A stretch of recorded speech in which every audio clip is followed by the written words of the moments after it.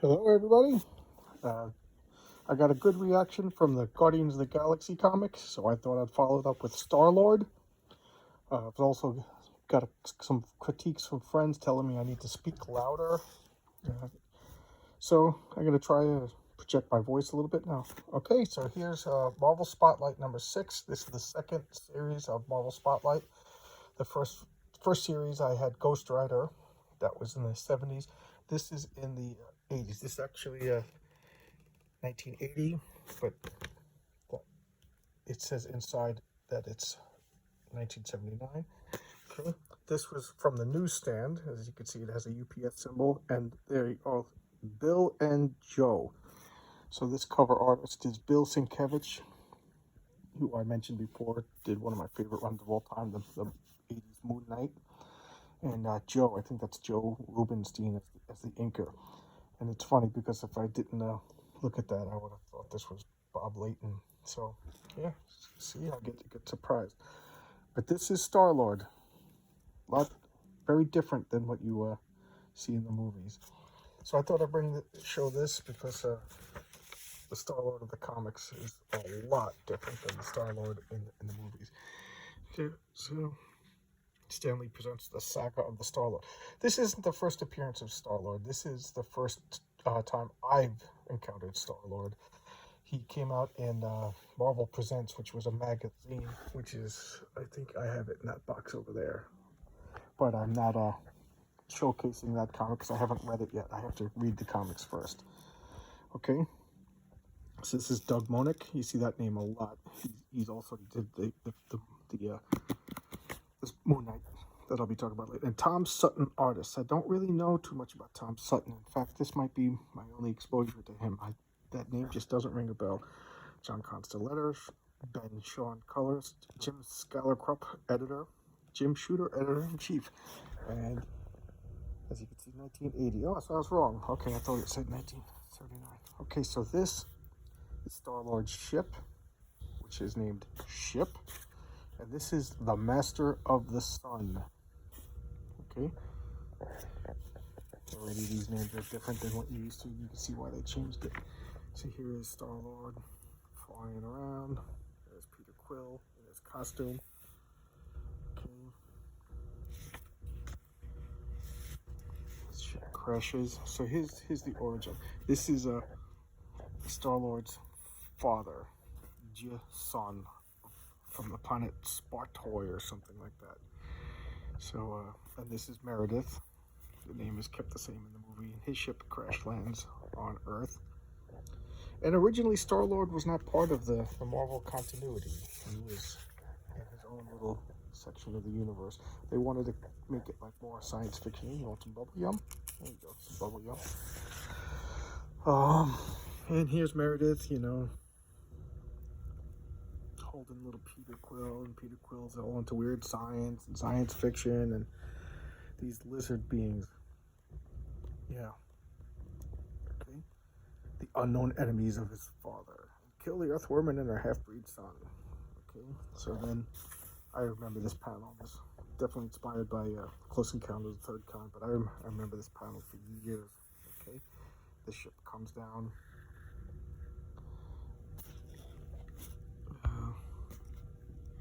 Meredith and Peter Quill, these fat lizard people come out and blast her away. She was killed. No cancer, no ego. I'll definitely do a thing about ego soon. And Peter Quill, men from space killed my mother and I'm going to make them pay.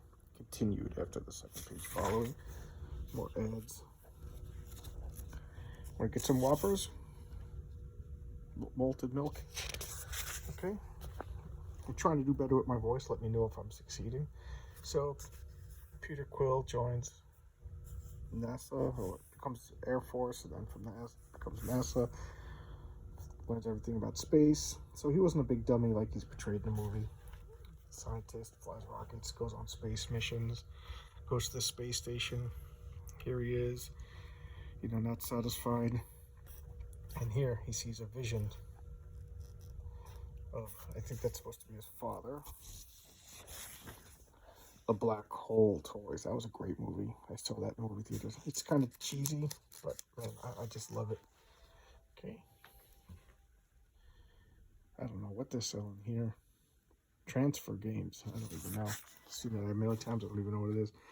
So they're all looking. What's going on? Get them, you know. And then, for whatever reason, like, he brought space aliens here. Peter Quill. Blah blah blah. He's surrounded by energy, and he's transported away through space, into the sun. And here he is. He meets the Master of the Sun. Who are you? I am the Master of the Sun, in case you didn't believe me, and thus Master of the Solar System. You're not. Do I resemble him? But all men do, Peter, for what is written, that he created man in his image. And he takes Peter Quill, makes him reborn as Star-Lord. He could fly unaided. I remember that's one of his... And he gives him the element gun that could fire air, water, earth, and fire. It's not... He has a gun in the movies, but it's like a regular blaster.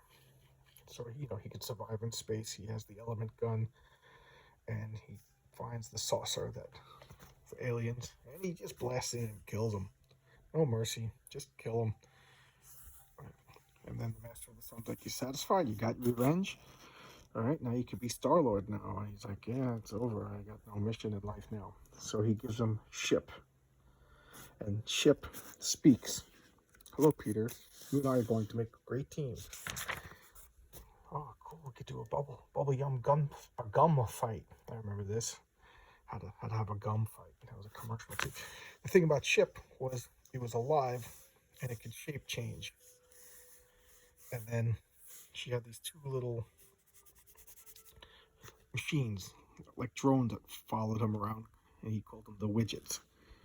So completely different character than you see in the movie. He could fly. He has the element gun, the organic ship, and the Widgets. And the Widgets would like analyze everything. He's pretty much like a space cop going around solving problems.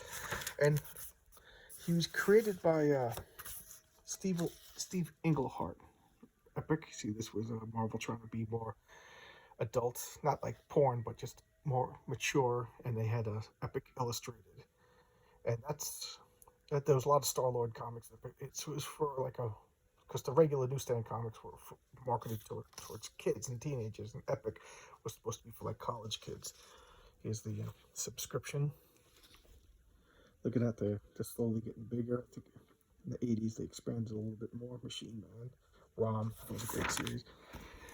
So here we go, back to the Master of the Sun and Star-Lord. He finds those aliens. You know, they're trying to arrest him and whatever. Look at that. Looking very religious. Ship is flying around. He goes, finds the Master, blasts in using his element gun, melts everything, flies in. It's Star-Lord! Look at that. Gene Colan artwork. I recognize that anywhere. Doing Dracula. Howard the Duck. That's Moon Knight that I keep talking about. We'll talk about him soon. Fights the aliens. He dodges. And I always remember this panel. He fires the gun and it uses earth, and around here transforms into like debris, rocks, and just hits them all with shrapnel and kills them all and causes problems. I don't know exactly what's going on. They're shooting lasers at him. Now he uses fire. Oh, water. Water batters them, so he blasts them with water from his gun and kills them all. And the Master of the Sun's not too impressed. He's like, "Oh, what do you mean? I just saved you." He's like, "I saved me. I'm the Master of the Sun. I don't need you to save me. Look at all this technology that I have. I was never in any danger, whatever." Marvel bullpens. Here's Marvel checklist. Tells you a little write-up about every comic. It's easy to keep track of what was going on. Marvel magazines. Marvel preview, you see? Featuring Moon Knight. This was the comic that had the original Star-Lord comics.